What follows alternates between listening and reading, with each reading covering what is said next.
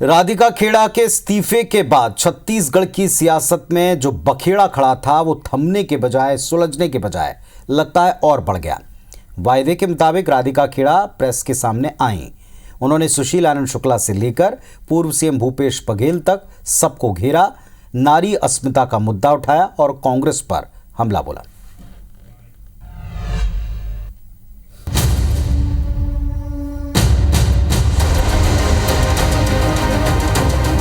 राधिका खेड़ा के इस्तीफे के बाद छत्तीसगढ़ की सियासत में आया भूचाल थमने के बजाय बढ़ता जा रहा है।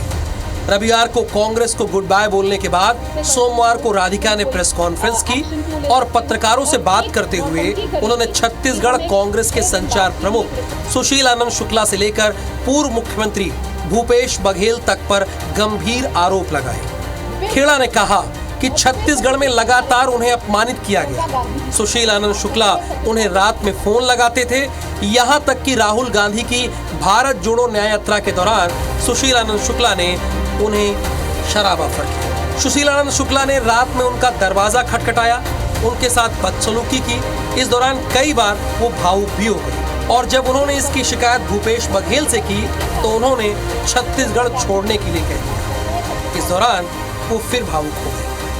जब राहुल गांधी जी की भारत जोड़ो न्याय यात्रा चल रही थी तो वहाँ के जो मीडिया चेयरमैन थे छत्तीसगढ़ के, सुशील आनंद शुक्ला, मुझे लगातार फोन करके सामने भी आके कि आपको कौन सी शराब चाहिए, हम आपके कमरे में शराब पहुंचाने का काम करेंगे। और शराब पी के 5 से 6 इसके प्रवक्ताओं के साथ मीडिया चेयरमैन आके मेरे कमरे पे भी खटखटाते थे। आखिरी उम्मीद करते हुए न्याय की मैं प्रदेश अध्यक्ष के पास गई और उन्होंने मेरा बयान, मैंने जब कहा कि सर ये मेरा बयान है, आप इस पे रिसीविंग करके साइन करके दे दीजिए और ये है जो मुझे कहना है, उन्होंने वो लेने से मना कर दिया और कहा मैं सिर्फ जो आप बोलोगी मैं लिखूंगा और मैं सिर्फ सुनूंगा, इसको लिखित में नहीं लिया जाएगा। जब मैंने उनको याद दिलाया कि आपको मैंने शिकायत लगाई थी कि मुझे शराब ऑफर करी गई है, तो दीपक बैज ने सामने से बोला आप शराब पीती है ना, कितना पीती हैं, थोड़ा पीती हैं, ज्यादा पीती हैं, कभी कभी तो पीती होंगी।